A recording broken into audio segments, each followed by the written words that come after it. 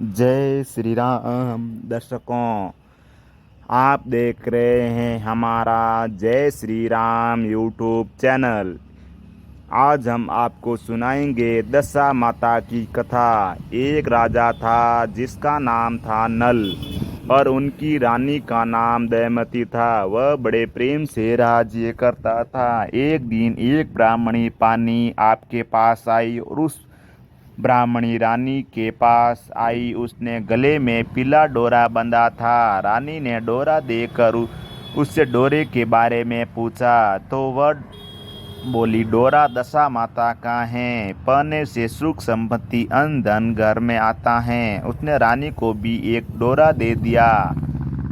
रानी के गले में डोरा बंधा देख राजा नल ने उसके बारे में पूछा। रानी ने सारी बात बता दी। राजा बोले, तुम्हें किस चीज़ की कमी है? इस डोरे को तोड़कर फेंक दो। रानी ने देवी का आशीर्वाद कर उसे तोड़ने से मना कर दिया, पर राजा ने डोरा तोड़कर फेंक दिया। रानी बोली, राजन, यह आपने ठीक नहीं किया है। इसके बाद उस राजा के स्वप्न में दो स्त्रियां आई। उन दोनों में से एक बोली, राजा, मैं यहाँ से जा रही हूँ। दूसरी बोली, राजा, मैं तेरे घर आ रही हूँ। राजा को लगातार 10-12 दिन तक स्वप्न में आया। रोजाना ऐसा सपना देखकर राजा उदास रहने लगा। रानी ने उदासी का कारण पूछा तो राजा ने स्वप्न की बात बताई। रानी ने राजा से उन दोनों स्त्रियों का नाम पूछने को कहा। तब राजा ने उनसे उनके नाम पूछे तो आने वाली स्त्री ने अपना नाम लक्ष्मी तथा जाने वाली स्त्री ने नाम अपना दरिद्रता बताया। लक्ष्मी के आते ही जाते ही सब सोना चांदी मिट्टी हो गया और रानी सहायता के लिए अपनी सखियों के पास गई, लेकिन रानी का बुरा हाल देखकर कोई भी उनसे नहीं बोली। दुखी मन से राजा रानी 5 वर्ष के कंवर के साथ जंगल में कंदमूल अपने खाकर अपने दिन बिताने लगे। चलते चलते राजकुमार को भूख लगी तो रानी ने कहा, यहाँ पास में ही एक मालन रहती है जो मुझे फूल की माला देकर जाती थी, उससे थोड़ा छाछ दही मांग लो। राजा मालन के घर गया। वह दही बिलो रही थी। राजा के मांगने पर उसने कहा, हमारे पास तो छाछ दही कुछ भी नहीं है। राजा खाली हाथ लौट आया। आगे चलने पर एक सांप ने कंवर को डस लिया। राजकुमार की मृत्यु हो गई। विलाप करती रानी को राजा ने धैर्य बंधाया। इसके बाद वह दोनों आगे चले। राजा तो तितर मार कर लाया, भुने हुए तितर भी उड़ गए। उधर राजा स्नान कर धोती सुखा रहा था कि धोती उड़ गई। रानी ने अपनी धोती फाड़कर राजा को दी। वे दोनों भूखे प्यासे ही आगे चल दिए। कुछ आगे चलकर राजा के दोस्त घर आया। वहां जाकर उसने मित्र को अपने आने की सूचना दी। मित्र ने दोनों को एक कमरे में ठहराया। वहां मित्र ने लोहे के औजार आदि रखे हुए थे। देव योग से वे सारे औजार धरती में समा गए। चोरी का दोष लगने के कारण वे दोनों रातों रात वहां से भाग गए। आगे चलकर राजा की बहन का घर आया। बहन ने अपने एक पुराने महल में राजा और रानी को ठहरने की व्यवस्था की। सोने के थाल में उन्हें भोजन भेजा, पर थाली मिट्टी में बदल गई। राजा बड़ा लज्जित हुआ और थाल को वहीं गाड़ कर दोनों फिर चल पड़े। आगे चलकर एक साहूकार का घर आया। वह साहूकार राजा के राज्य में व्यापार करने के लिए जाता था। साहूकार ने भी राजा को ठहरने के लिए पुरानी हवेली में सारी व्यवस्था कर दी। पुरानी हवेली में साहूकार की लड़की का हीरों का हार लटका हुआ था और पास में ही दीवार पर एक मोर अंकित था। वह मोर ही हार को निगलने लगा। यह देखकर राजा रानी वहां से भाग चले गए।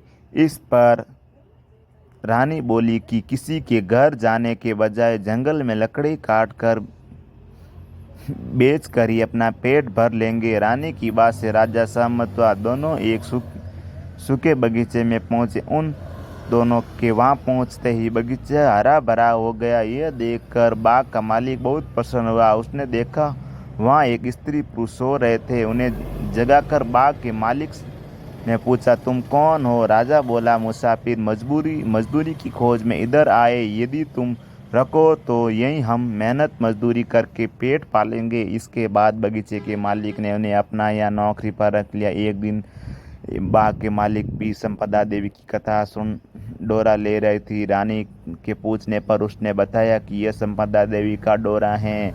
रानी ने भी कथा सुनी, डोरा लिया। राजा ने फिर पत्नी से पूछा, यह डोरा कैसा बांधा है? तो रानी बोली, यह वही डोरा है जिसने आपने एक बार तोड़कर फेंक दिया था, इसका अपमान किया था। उसी के कारण संपदा देवी हम पर नाराज हैं। रानी बोली, यदि संपदा माँ सच्ची हैं तो मेरे यहाँ पहले के दिन लौट आएंगे।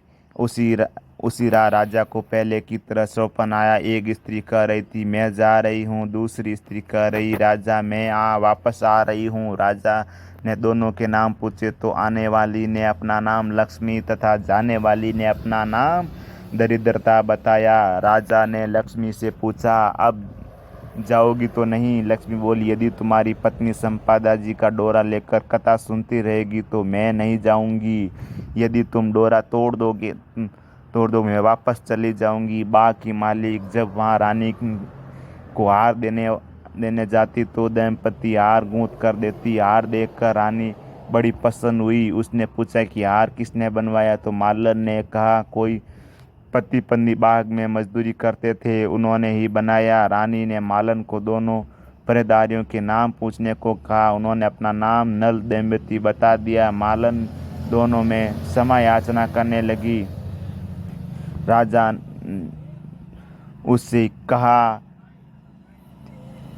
इसमें तुम्हारा क्या दोष है? हमारे दिन खराब थे। अब दोनों अपने राजमहल की तरफ चल पड़े। राह में साहूकार का घर आया। दोनों वहां साहूकार के पास गए। साहूकार ने नई हवेली में ठहरने का प्रबंध किया। तो राजा बोला, मैं तो तुम्हारी पुरानी हवेली में ही ठहरूंगा। वह साहूकार ने देखा, दीवार पर विचित्र मोर नौले के हार उगल रहा था।